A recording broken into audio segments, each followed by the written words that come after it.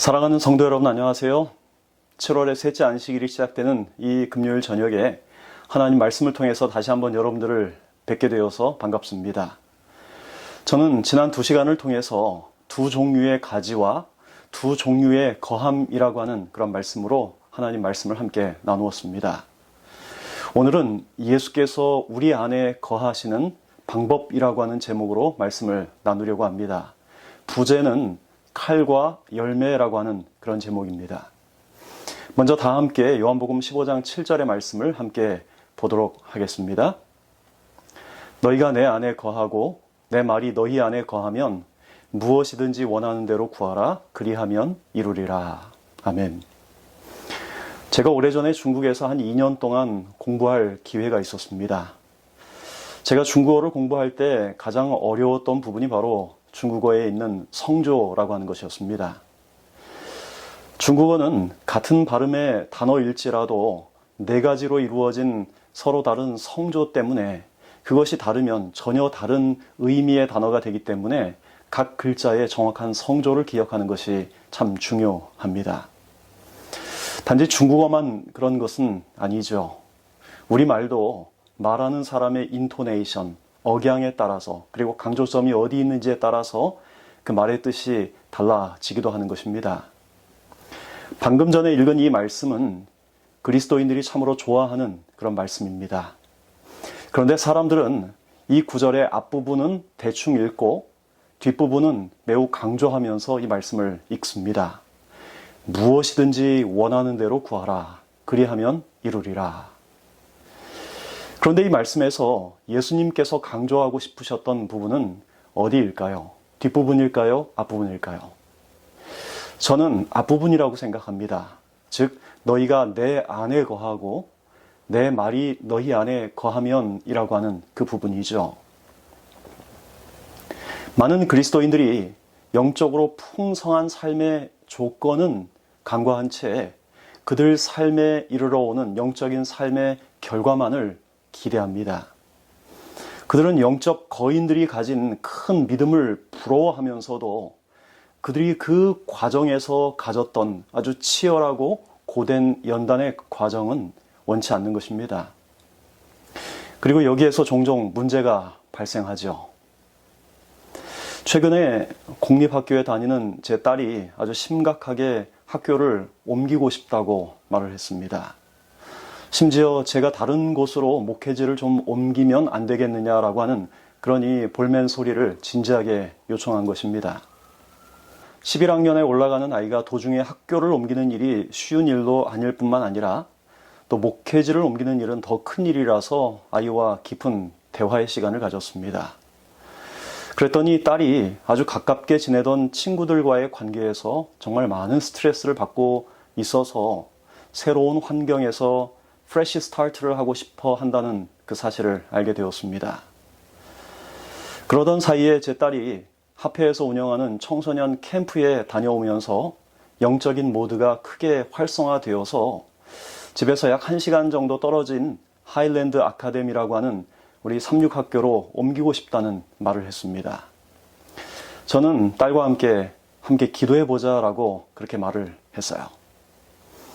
며칠이 지나서 아무렇지도 않은 듯이 아주 밝은 모습으로 일상으로 돌아간 그 딸에게 서진아, 기도가 어떻게 진행되고 있어? 라고 물었습니다. 그러자 딸이 이렇게 대답을 했습니다. 아빠, 만약 우리 교회의 어떤 집사님이 나에게 서진아, 너 하일랜드 아카데미 가는 게 어때? 라고 먼저 말을 해주시면 그걸 하나님의 음성으로 알겠다고 제가 기도했어요. 제가 그 말을 듣고 딸에게 하나님의 음성을 듣는 방법에 대해서 좀 알려줘야 되겠다라고 생각을 하고 깊은 대화를 나눌 기회가 있었습니다. 여러분, 하나님은 물론 제 딸을 위해서 그 딸아이가 생각하는 그 특정한 집사님을 통해서 그렇게 일을 하실 수도 있으십니다.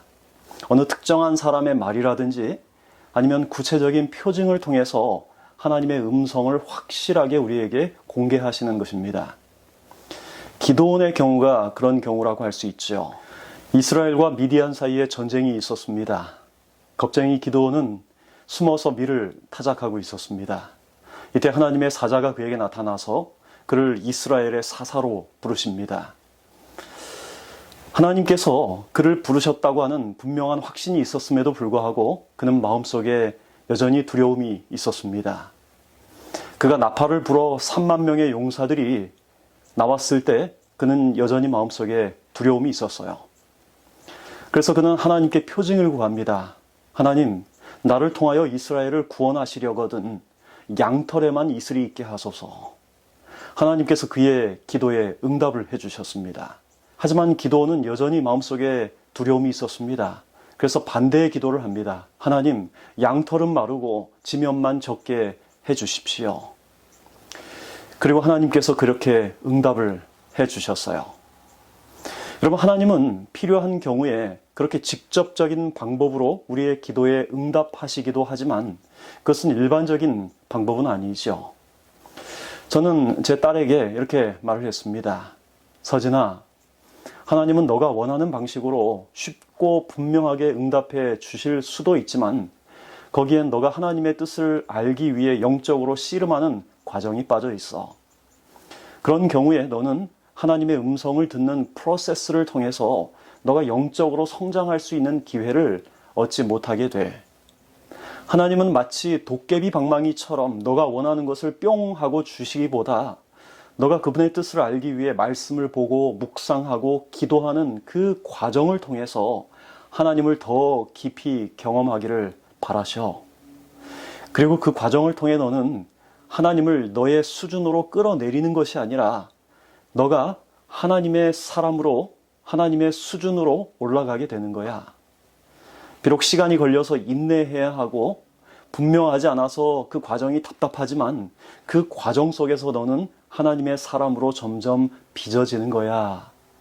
하일랜드 아카데미에 가는 게 하나님의 뜻일지 알기 위해서 너의 영적인 안테나를 높이 올려서 성경을 읽고 기도하고 주변 사람들과 대화를 하다 보면 그들의 조언을 듣다 보면 하나님의 뜻이 너에게 선명하게 드러나게 될 거야. 그 과정이 바로 너가 하나님을 더 깊이 아는 과정이고 믿음의 과정이야 라고 말을 해주었어요. 저는 이 믿음의 여정이란 내 뜻과 하나님의 뜻의 그 간극을 줄여가는 과정이라고 생각을 합니다. 그런데 그것은 내가 원하는 방식대로 하나님의 뜻을 끌어내리는 것이 아니라 하나님의 뜻대로 내 삶을 거기에 맞춰서 조율하는 과정인 것이죠. 그리고 마침내 그 간극이 조율되어서 하나님의 뜻과 나의 뜻이 완전히 일치하게 될 때 우리가 무엇이든지 원하는 대로 구하면 그것이 이루어지는 것입니다. 요한복음 15장 7절에 있는 너희가 내 안에 거하고 내 말이 너희 안에 거하면 무엇이든지 원하는 대로 구하라 그리하면 이루리라 라고 하는 이 말씀은 요한복음 15장 5절에 있는 말씀, 저가 내 안에 내가 저 안에 있으면 이 사람은 과실을 많이 맺나니 라고 하는 예수님의 말씀에 보다 더 구체적인 표현인 것입니다. 그러므로 예수께서 우리 안에 거하신다는 말과 예수님의 말씀이 우리 안에 거한다라고 하는 그 말은 똑같은 의미인 것입니다. 그것은 성경의 말씀이 내 삶의 중심이 되고 예수께서 내 삶에 들어오셔서 내 삶의 원칙을 이루는 하나의 중요한 근간이 된다라고 하는 것입니다. 그리고 그럴 때 우리가 구하는 것이 무엇이든지 구하는 대로 이루어진다라고 하는 그런 말입니다. 다 함께 갈라디아 5장 25절 26절의 말씀을 보겠습니다. 만일 우리가 성령으로 살면 또한 성령으로 행할지니 헛된 영광을 구하여 서로 노엽게 하거나 서로 투기하지 말지니라. 여기 성령으로 산다는 말은 요한복음 15장 7절에서 나오는 우리가 그리스도 안에 살아있다라고 하는 우리 안에 그리스도의 말씀이 살아있다라고 하는 말과 같은 말입니다. 이 말씀의 뜻을 원문으로 보면 이렇습니다. 만약 우리가 성령으로 살고 성령 안에서 행하면 우리 속에 헛된 영광이 존재하지도 않고 서로 격동하거나 투기하지도 않을 것이다 라고 하는 것입니다. 그러므로 갈라디아 5장 26절과 요한복음 15장 7절을 서로 연관시켜 보면 이렇습니다. 우리가 그리스도 안에 살아있고 그리스도의 말씀이 우리 안에 살아있으면 우리는 자기 욕심대로 헛된 영광을 구하지 않게 될 것이라는 것입니다. 그때 우리는 무엇을 구하든지 하나님을 영광스럽게 하는 것만을 구하게 될 것입니다. 그때 하나님은 우리가 구하는 것이 무엇이든지 그대로 이루어질 것입니다. 왜요? 그것이 하나님의 뜻과 일치하는 것이기 때문입니다. 그러므로 요한복음 15장 7절의 말씀은 우리가 구하는 모든 것을 하나님께서 다 들어주신다고 가르치고 있는 것이 아닙니다. 이 구절은 우리가 그리스도 안에 살아있으면 우리의 갈망과 소망, 우리의 욕망이 변한다는 사실을 알려주고 있는 것입니다. 이 구절은 우리 안에 그리스도의 말씀이 살아있으면 우리의 기도가 거룩해지고 고상해진다는 것을 우리에게 알려주는 것입니다. 오늘날 많은 그리스도인들이 성경을 읽기는 하지만은 자기 중심적으로 성경을 받아들입니다. 기도는 하지만 전적으로 하나님 말씀에 일치하려고 자아를 굴복하지 않습니다. 그렇게 하면 자기에게 뭔가 손해가 될 것이라고 생각하기 때문입니다. 하지만 하나님은 언제나 우리의 유익을 위해서 일하시는 분이십니다. 그분은 우리에게 유익이 될 것을 하나도 버리도록 요구하지 않으시는 분이십니다.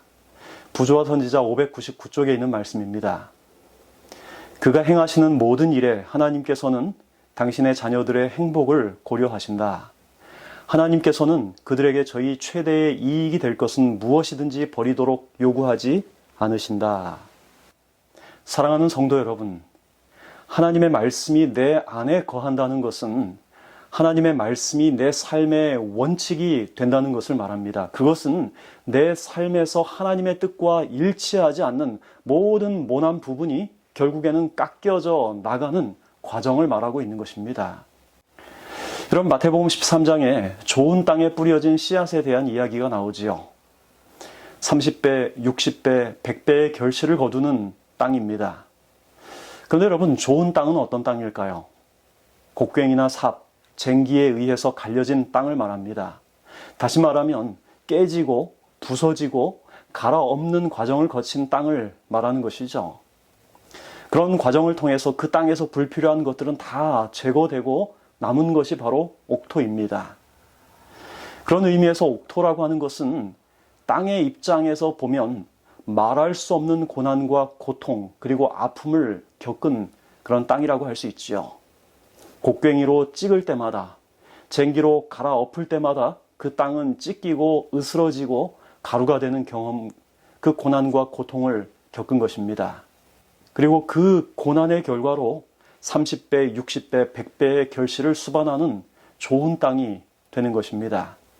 고든 맥도날드라고 하는 사람이 쓴 내면 세계의 질서와 영적 성장이라고 하는 책에 보면 이런 이야기가 나옵니다. 어떤 농부가 농사를 짓기 위해서 밭을 고를 때 그는 가장 먼저 눈에 보이는 큰 돌을 골라내는 것입니다. 그런데 그 큰 돌을 모두 골라내면 이제까지는 보이지 않던 그 큰 돌보다는 조금 작은 돌들이 농부의 눈에 들어오는 것이죠. 그리고 그 작은 돌들을 골라내면 이번에는 그것보다 더 작은 돌들이 또 눈에 들어오는 것입니다. 이렇게 큰 돌에서 시작해서 작은 돌, 그리고 점점 작은 돌을 골라내는 과정을 통해서 그 흙은, 그 밭은 더 부드러워지고 농작물을 심기에 적합한 땅이 되어가는 것입니다. 하나님께서 우리를 다루시는 방법도 비슷합니다. 처음 우리가 예수님을 따를 때 하나님의 말씀은 우리에게 그분과의 관계를 가로막는 큰 돌들만을 보여주시는 것입니다. 그런데 여러분, 신앙의 깊이가 점점 깊어지면 깊어질수록 하나님은 말씀을 통해서 우리에게 더 세밀하게, 더 상세하게 지적해 주고 계시는 것이죠. 그래서 신앙이 깊은 사람들은 그렇지 않은 사람들이 생각할 때 아무렇지도 않은 일에 마음에 걸림이 되는 것입니다. 여러분, 그리스도를 믿고 그분을 영접하면 우리가 즉시 천국 시민으로 가는 것이 아니고 성화의 학교에 우리는 입학을 하게 되는 것입니다. 여러분, 이 그리스도인들이 가질 수 있는 최고의 축복은 어떤 큰 능력도 아니고 귀한 체험도 아니고 대박이 터지는 어떤 물질적인 축복도 아닙니다. 그것은 바로 우리가 신령한 모습으로 변해가는 거예요. 그것을 요한복음 15장은 열매를 얻기 위해 가지를 잘라내는 전정 과정으로 설명하고 있는 것입니다. 요한복음 15장 3절, 너희는 내가 일러준 말로 이미 깨끗하였으니. 여러분, 이 말씀에는 아주 단순하지만 중요한 사실을 다루고 있습니다. 그것은 우리가 하나님의 말씀을 통하여 깨끗해진다라고 하는 것입니다. 여러분, 그게 무슨 뜻일까요? 다 함께 예레미야 1장 10절의 말씀을 보겠습니다. 보라, 내가 오늘날 너를 열방 만국 위에 세우고 너를 뽑으며 파괴하며 파멸하며 넘어뜨리며 건설하며 심게 하였느니라. 여러분, 이 말씀은 남방 유다가 하나님을 버린 결과로 멸망이 임박했을 때에 하나님께서 예레미야 선지자를 부르시면서 하신 말씀입니다. 그런데 이 말씀 가운데 하나님께서 일하시는 두 가지 방법이 소개되어 있습니다. 첫째는 옛 것을 무너뜨리고 그것을 파괴하는 것입니다. 둘째는 그 무너지고 파괴된 곳에 새롭게 세우시고 심는 과정인 것입니다. 그리고 하나님은 이스라엘 백성들을 위해서 바로 그 일을 하시기 위해서 예레미야 선지자를 부르신 것입니다. 제가 살고 있는 집의 그 옆에 한 집이 몇 년 전에 화재로 전소된 적이 있습니다. 전소된 그 집은 집의 모든 것이 다 불에 타버리고 집의 뼈대만 겨우 남겨진 채 제법 오랫동안 아주 흉물스럽게 그대로 방치되어 있었습니다. 제가 저 집주인은 도대체 어디에 살고 있길래 이렇게 오랫동안 저 집을 방치해두고 있나라고 궁금해할 무렵에 어느 날 포크레인이 도착을 했어요. 그리고 그 전소된 집을 모두 허물어 버리고 바닥 공사를 처음부터 다시 시작을 했습니다. 그리고 얼마 후에 그곳에 새로운 집을 짓기 시작했습니다. 그렇게 여러 달 후에 지어진 그 집은 이전의 집과는 비교할 수 없을 정도로 멋지게 지어진 것입니다. 여러분, 하나님께서 우리의 삶에서 역사하시는 방법도 그와 비슷합니다. 하나님은 먼저 우리 삶의 옛 것들을 무너뜨리기를 원하십니다. 옛 자아, 옛 본성을 무너뜨리기 원하셔요. 그리고 그 무너진 곳에 전혀 새로운 것을 세워주기를 원하시는 것입니다. 그런데 여러분, 하나님께서 우리의 옛 사람을 무너뜨리는 과정에, 그리고 우리 무너진 자아 위에 새로운 것들을 세우시는 그 특별한 도구가 있는데 그게 무엇일까요? 우리가 읽은 이 예레미야 1장 10절에 바로 앞절에 있는 1장 9절의 말씀이 바로 그 힌트입니다. 여호와께서 그 손을 내밀어 내 입에 대시며 내게 이르시되 보라, 내가 내 말을 내 입에 두었노라. 하나님께서는 예레미야를 선지자로 부르신 후에 그의 입에 당신의 말씀을 두겠다고 말씀을 하고 계십니다. 여러분, 예레미야 시대나 지금이나 하나님께서 우리의 옛 생애를 허무시고 우리에게 새로운 사람을 세우시는 것은 언제나 그분의 말씀을 통해서입니다. 말씀을 통해서 오시는 성령의 감동을 통해서 그렇게 되는 것입니다. 여러분, 우리가 하는 말은 참 중요하지요. 따뜻한 격려의 말 한마디에 사람의 기가 살기도 하고 죽기도 하는 것들을 우리는 경험합니다. 그러므로 우리가 다른 사람에게 어떤 말을 하느냐는 참 중요합니다. 그리고 물론 우리가 어떤 말을 듣고 사느냐는 참 중요한 것이죠. 이처럼 사람의 말에도 큰 힘이 있다면 하나님 말씀에는 온 천지를 창조하시고 온 천지를 유지하시고 붙드시는 그 하나님의 말씀에는 얼마나 더 큰 힘이 있을까요? 예레미야 23장 29절의 말씀입니다. 나 여호와가 말하노라, 내 말이 불같지 아니하냐, 반석을 쳐서 부서뜨리는 방망이 같지 아니하냐. 하나님은 친히 당신의 말씀의 그 파괴력을 딱딱한 불과 그리고 바위를 산산조각내는 해머에 비유하고 계십니다. 그런데 여러분, 하나님께서 그분의 말씀을 통해서 깨트리기를 원하시는 반석은 무엇일까요? 그것은 바로 이 세상의 어떤 집체보다도 더 튼튼한 바위가 아니라 그 어떤 것보다도 더 굳어있고 딱딱한 우리의 심령이라고 하는 반석이죠. 그런데 이 하나님의 말씀만이 우리의 교만하고 완고하고 이기적인 마음의 반석, 딱딱한 돌덩이를 깨트리는 힘이 있는 것입니다. 여러분, 하나님은 우리 속에 있는 자만심과 교만, 탐심과 세상을 사랑하는 그 마음의 성체를 허물기를 원하십니다. 그리고 그곳에 전혀 새로운 하나님의 역사를 이루시기를 원하십니다. 만약 우리가 우리 속에서 역사하시는 성령의 은혜를 거절하지 않고 하나님 말씀에 순종하기로 선택만 한다면 하나님은 우리의 심령에 새로운 사람을 창조해 내실 수 있고 그렇게 하시기를 간절히 원하십니다. 여러분, 그것은 하나님의 말씀이 우리의 삶에서 거룩하지 못한 것들을 잘라내고 제거하고 도려냄으로써 우리가 점점 그리스도와 같은 모습으로 변해 간다라고 하는 그런 말입니다. 요한일서 3장 3절의 말씀이에요. 주를 향하여 이 소망을 가진 자마다 그의 깨끗하심과 같이 자기를 깨끗게 하느니라. 예수님께서는 이 땅에 계시면서 하나님의 뜻과 일치되는 삶을 사시기 위해서 날마다 하나님 앞에 간구하셨습니다. 오늘 저와 여러분에게 하나님의 뜻과 같이 되기를, 하나님의 깨끗하심을 우리도 갖게 되기를 원하는 그 간절한 소망이 있습니까?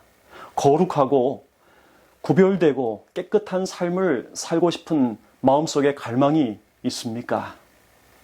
제가 한 번은 한 미국인과의 결혼으로 영주권을 신청한 한 여청년의 영주권 인터뷰를 통역하기 위해서 함께 이민국 사무실에 간 적이 있습니다.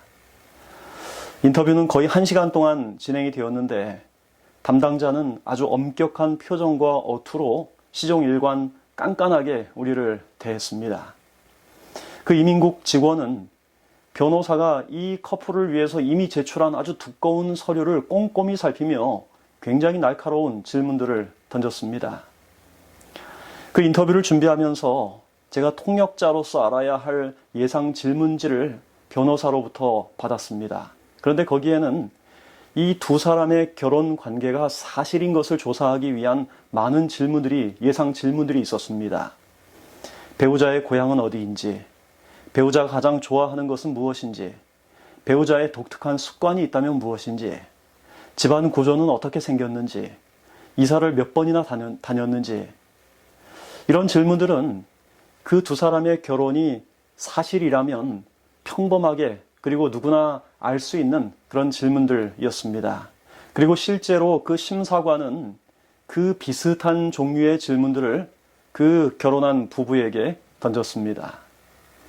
통역을 하는 저와 그 커플은 마치 검사 앞에 서 있는 듯한 기분이었어요. 그런데 가장 집요하게 묻는 질문은 두 사람의 관계에 관한 것이었어요. 이 두 사람이 언제, 어디서, 누구를 통해 어떻게 처음 만났는지, 그리고 이 두 사람의 사랑의 관계가 어떻게 발전했는지. 그 두 사람은 비교적 단순하게 그 심사관의 질문에 대답을 했지만 심사관은 거기에 만족하지 않았어요. 누가 프로포즈를 했고, 상대방이 어떻게 반응했는지, 언제 어떻게 결혼에 동의하게 되었는지 아주 구체적이고 집요하게 계속 질문을 던져왔습니다. 결국 그 인터뷰의 핵심은 두 사람의 사랑의 관계가 정말 진실한지, 이 결혼의 관계가 정말 사랑의 결실인지를 묻고 있는 것입니다. 저는 그 경험에서 한 가지를 생각하게 되었어요. 불같은 시련을 딛고 최후에 서게 될 하나님의 백성들에게 가장 중요한 이슈는 한 가지가 될 것입니다. 그것은 얼마나 오랫동안 교회를 다녔는지, 교회에서 어떤 직분을 맡아서 얼마나 성실하게 봉사했는지, 얼마나 많은 헌금을 드렸는지, 아니면 교회에서 얼마나 많이 설교를 했는지, 얼마나 많이 존경을 받았는지, 심지어 얼마나 많은 영혼들을 그리스도께 인도했는지가 아닐 것입니다.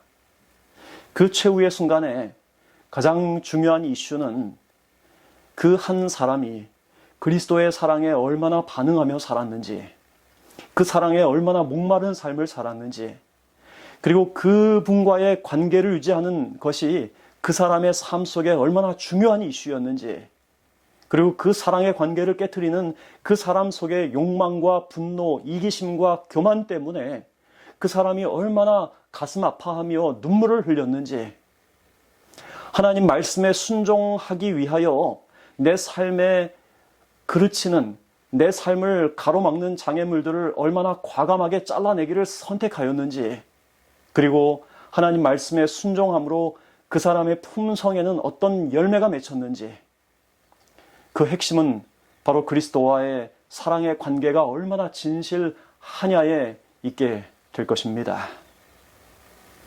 우리 사랑하는 성도 여러분, 하나님의 말씀에 대한 진실한 체험과 순종이 없으면 우리가 비록 몇십 년 동안 교회를 나와도, 하나님의 사역에서 큰 일을 감당을 해도 결코 우리는 영적으로 깨끗하게 되지 못하는 것입니다. 그 이유는 거룩이라고 하는 속성은 우리가 하나님의 말씀을 통하여, 그리고 기도를 통하여 하나님과 깊이 있게 교제를 통해서 이르러 오는 하나의 산물이기 때문에 그렇습니다. 여러분, 하나님의 말씀이 내 안에 있다는 말은 단순히 성경을 열심히 읽고 암송하는 것 그 이상을 의미합니다. 그것은 하나님의 말씀이 내 속에 들어와서 내 삶의 이 속에 있는 장기처럼 내 삶의 실제적인 한 부분이 된다는 것입니다. 그것이 바로 말씀이 육신이 되는 경험이에요. 여러분, 우리가 하나님을 믿는 삶은 그저 어떤 형식이 아닌 실제적이고 인격적인 것이 되어야 합니다. 하나님의 말씀이 내 삶에 그릇되고 모나고 또 거친 것들을 실제적으로 제해가는, 내 삶을 실제적으로 감동시키는 그런 경험이 되어야 하는 것입니다. 매일마다 하나님의 말씀을 통해서 저와 여러분의 삶이 그리스도의 형상으로 더 뚜렷하게 새겨지는 삶을 살게 되기를 간절히 바랍니다.